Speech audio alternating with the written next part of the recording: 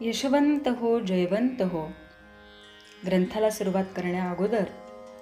सुरुवातीच्या अगोदर थोडंसं ओम परमहंस सद्गुरू यशवंत बाबा अलौकिक योगशक्ती असणारे योगपुरुष होते, यात संशय नाही. त्यामुळे वाचेने समाजाचे दुःख नष्ट होईल, समाज शहाणा होईल या वचनावर त्यांचा फारसा विश्वास नव्हता.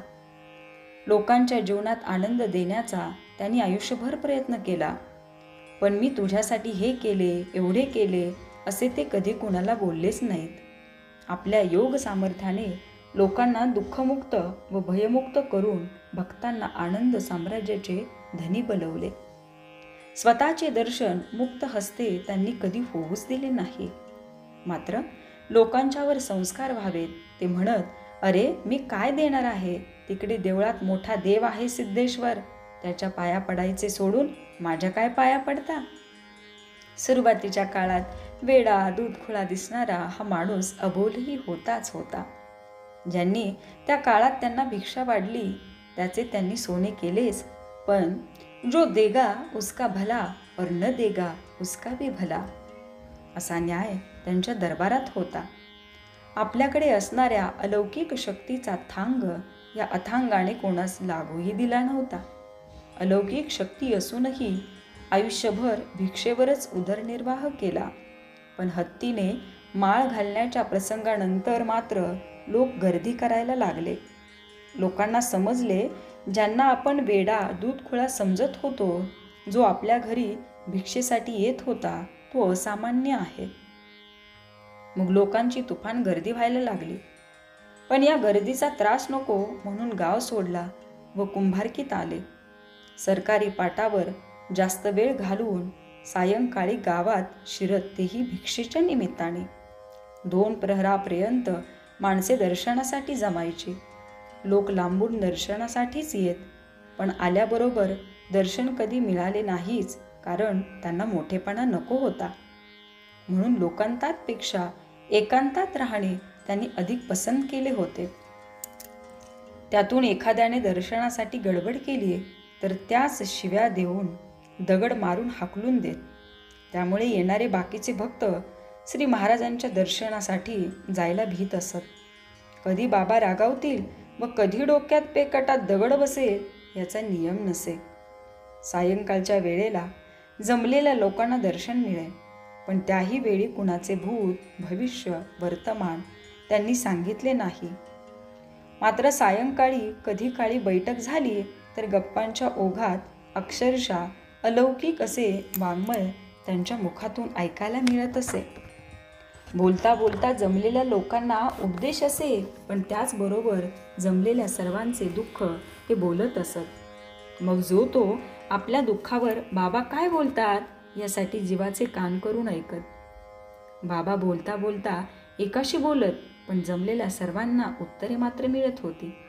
कारण बाबा ज्यांच्यासाठी बोलत त्यांच्यासाठी तो शब्द त्यांच्या हृदयात खसकन घुसत असे.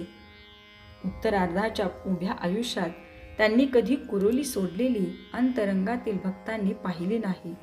मात्र ते भक्तांच्या घरी केव्हा फिरून येत हेही कुणाला समजू दिले नाही.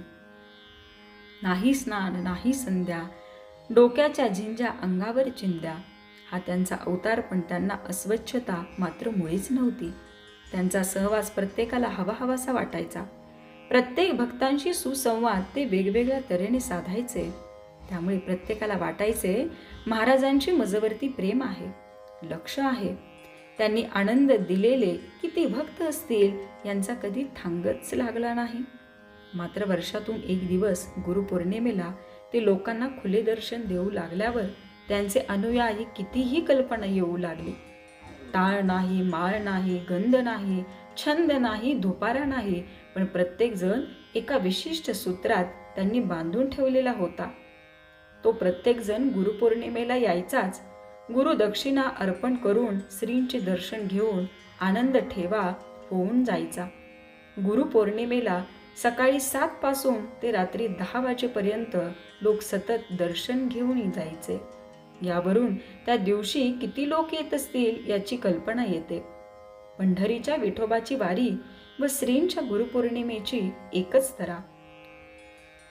संध्याकाळी मात्र जो कोणी येऊ शकला नाही, ज्याचे तेवढे नाव बाबा घेत असत. अरे, तो अमका अमका आला नाही आज. पोथी पुराण, अध्यात्मवाद, देवदेव, पूजा अर्चा, यात्रा यांचा उद्देश त्यांच्या बोलण्यातून फारसा नसे, मात्र शुद्ध व आदर्श जीवन, नीतिमत्ता हे त्यांच्या बोलण्याचे विषय असत. दुःखी, रंजले गांजलेले, दीन उपेक्षित लोकांचे अंतरंग जाणून त्याचा त्याला न्याय देणारा ही आगळा वेगळा साधू होता. समाजाच्या उद्धारासाठी त्यांनी आपले उभे आयुष्य वेचले होते. त्याचे बोलणे आभाळ भरून गडगडल्यासारखे असायचे. सहज बोलले तरी 2 फर्लांगावर स्पष्ट आवाज ऐकू यायचा. कृतीतून व बोलण्यातून सद्भावनेचा व सद्विचारांचा मारा होत असे.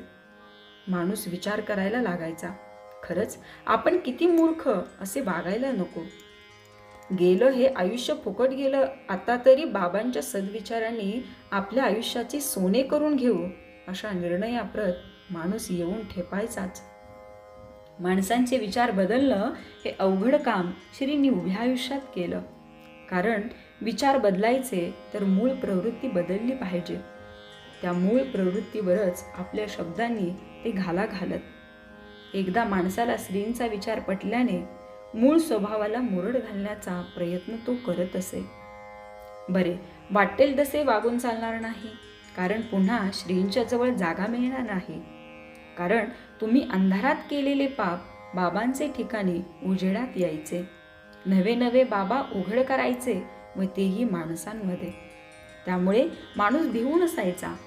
बाबा आपले माप कधी आपल्या पदरात टाकतील याचा नियम नसायचा. शिवाय शिक्षण म्हणून शिक्षा ही ठरलेलीच असायची. मात्र बाबा आवर्जून हेही सांगत, शिक्षण घेण्याची पात्रता असेल तरच आम्ही शिक्षण देतो. म्हणजे इथे तुम्ही याच असा कधी आग्रह नसायचा. ज्याचे त्याला मार्ग मोकळे असायचे, तरी पण असा सद्गुरू भेटणे नाही ही प्रत्येकाची इच्छा असायची. त्यामुळे प्रचाराशिवाय 20 एकराचा माळ दररोज माणसांनी फुलून जायचा. त्यांचे बोलणे, त्यांची कृती, कार्य सारेच अतर्की असायचे. सहसा कुणालाही त्यांचा अर्थ कळायचा नाही. माणूस विचार करून थकून जायचा. त्याच्या शब्दाचे अर्थ आपल्या सोयीने लावायचा. पण छातीठोकपणे त्यांच्या बोलण्याचा अर्थ मात्र असाच आहे व तुमच्या आयुष्यात त्याचा परिणाम अथवा घटना अशीच घडणार आहे कुणी सांगू शकत नसे. विचार करून कालांतराने बाबांचे वाक्य विसरून जायचा. मग ज्याला श्री महाराज बोलले असत तशी घटना घडल्यावर असा त्यांचा अर्थ होता, तर असे म्हणायचा, यांचा योग क्रियेमुळे एका बाणात असंख्य कामे व्हायची, तर कधी कार्यानुसार एखादीच घटना घडायची. भारतीय राजकारणाचे स्थिरीकरण मात्र कुरुलीच्या माळावरच व्हायचे हे निर्विवाद सत्य होते. त्याचा अनुभव मी स्वतः घेतलेला आहे. एका पंचवार्षिक लोकसभेच्या निवडणुकीच्या वेळी श्री महाराज जिकडे जातील तिकडेच गाजरगवत उपटायचे किंवा उपटावायला लावायचे. पूर्वी ज्याला काँग्रेस हा शब्द होता, काँग्रेस उपटल्यावर काँग्रेसचे होते ते गेले, पुढच्या पंचवार्षिकला येईल त्या भक्ताला महाराज टोपी द्यायचे. अर्थात त्यावेळी पुन्हा काँग्रेसचे राज्य आले. हे सांगायला नकोच.